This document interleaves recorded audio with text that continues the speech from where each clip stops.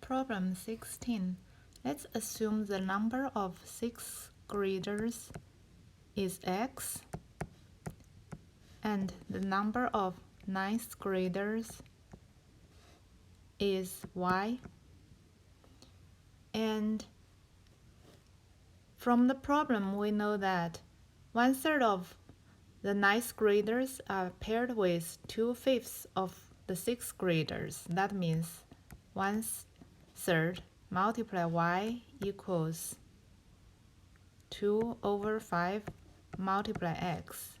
And that means y equals 6/5 x.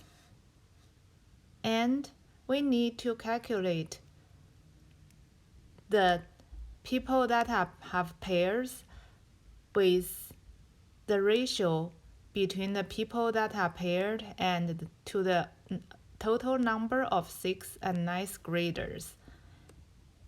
So the people that are paired is 1/3 y plus 2/5 x, 6th graders.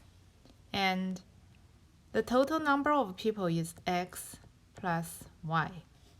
Now we can substitute y equals 6/5x to this equation here. And we simplify that. We get it's 4/5x over x plus 6/5x. And we can cancel out the x. We simplify this, we get it's 4/11. So the answer is B. Problem 17. Let's assume the distance to school is x miles. And Jeremy's father usually drives him to school in rush hour traffic in 20 minutes. That means the speed, we use v equals x divide 20 minutes over 60 minutes, and that's 3x miles per hour.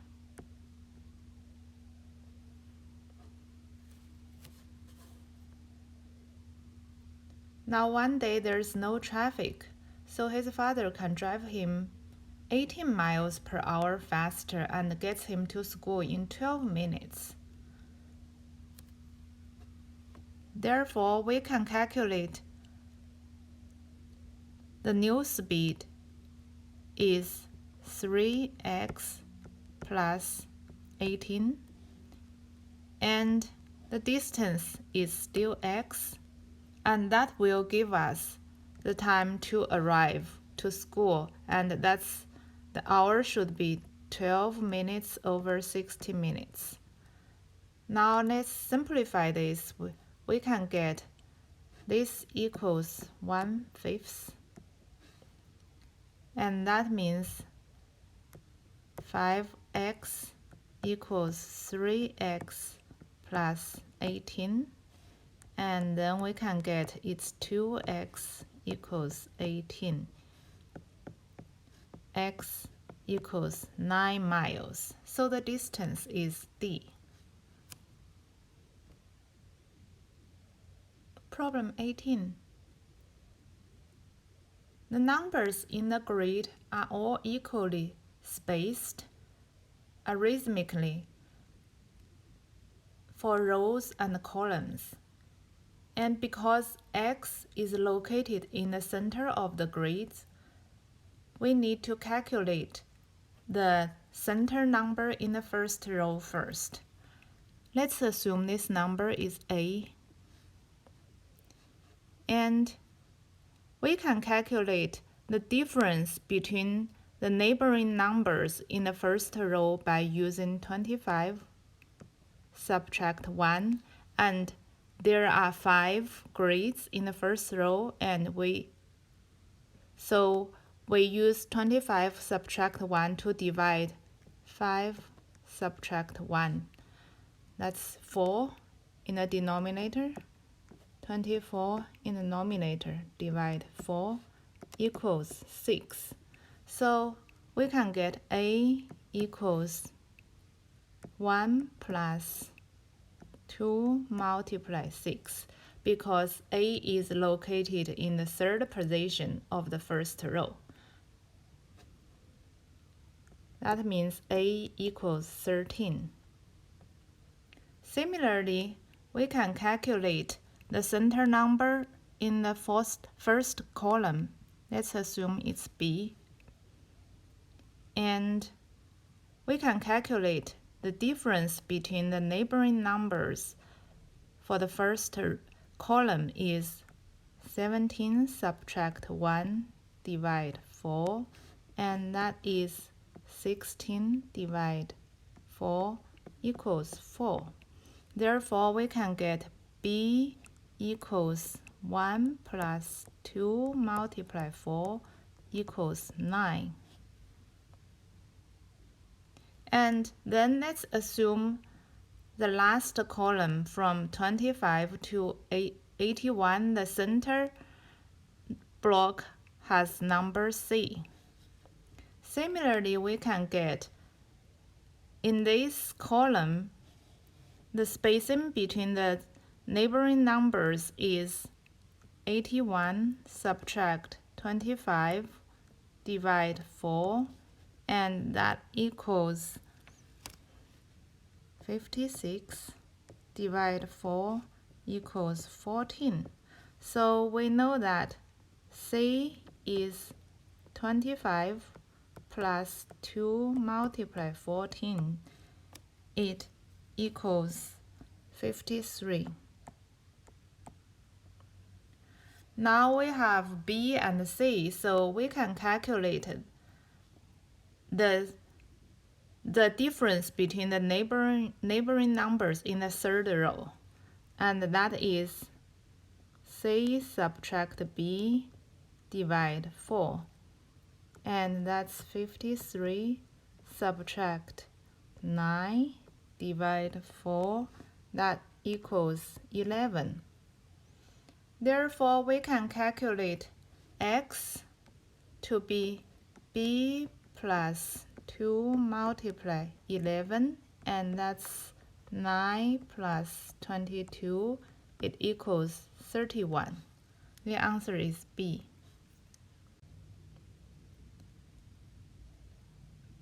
Problem 19. Let's assume this rectangle here that crosses A, B, and C on the edges is B, D, E, F. We can calculate the area of ABC by subtracting the shaded area from the rectangle. Now, the rectangle's area can be calculated as BD EF equals BD multiply DE, and that is 3 multiply 4 equals 12. And the area of triangle AEC equals 1/2 AE multiply EC, and that's 1/2 multiply 1 multiply 3, and that's 1.5.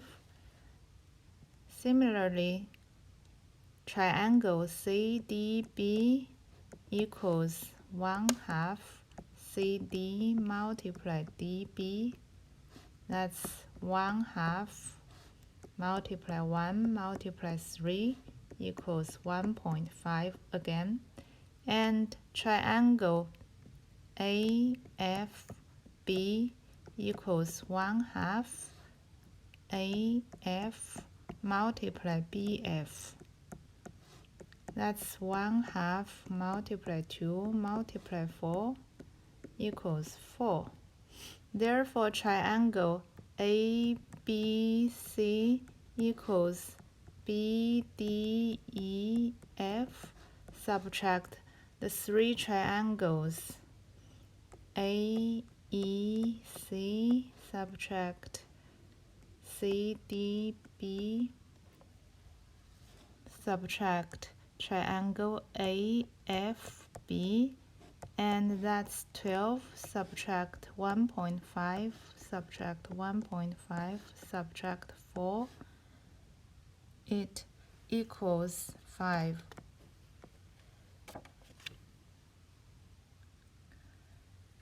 And the total area of the grid equals 5.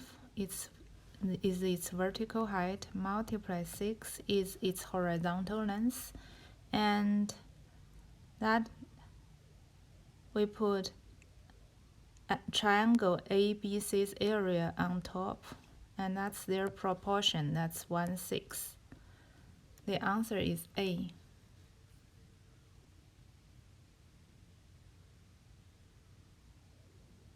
Problem 20. Let's assume the $1 pair Ralph bought X pairs of $1 socks, and for the $3 pair he bought Y pairs, and for the $4 pair socks he bought Z pairs. Now we know that X plus Y plus Z equals 12, and this is equation 1. And their total price is X multiply 1 plus 3 multiply Y plus 4 multiply Z equals $24, and this is equation 2. Now if we use equation 2 to subtract equation 1,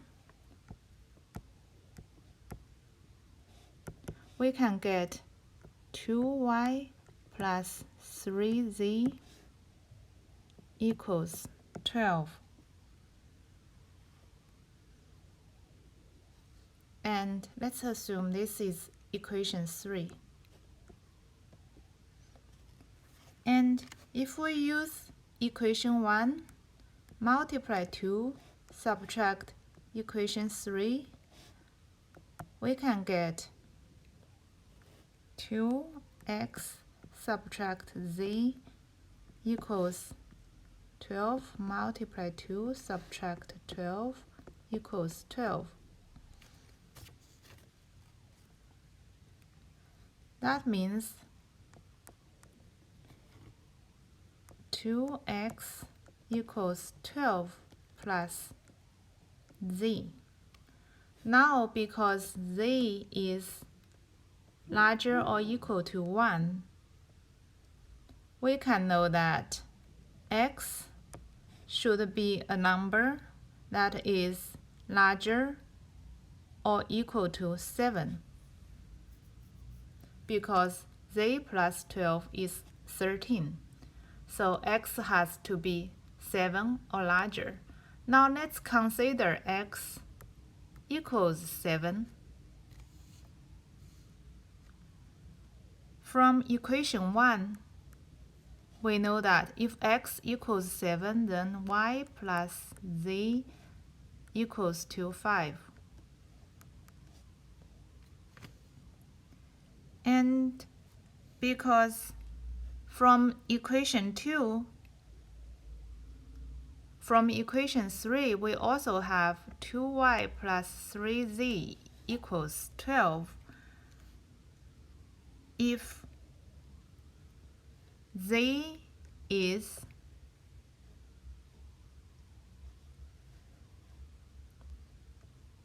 let's write it down here, plus 3z equals 12.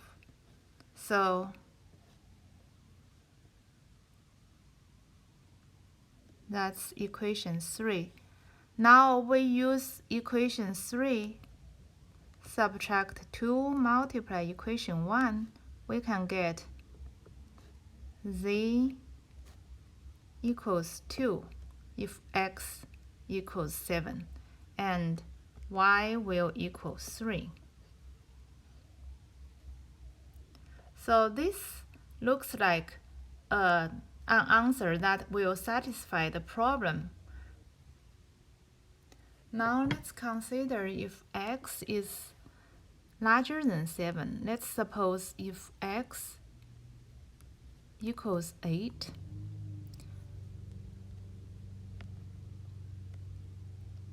Again, from this equation here, we can get if x equals 8, then y plus z will equal 4. Again, let's assume this is equation 4. We use equation 3 to subtract 2 multiply equation 4, and that gives us z equals 4. And if z equals 4, then y from equation 4, y has to be 0, and this is not a valid answer. That means x cannot be equal or larger than 8. So the only possibility for the x is to equal 7. So the number of $1 socks, the number of pairs of the $1 socks is 7.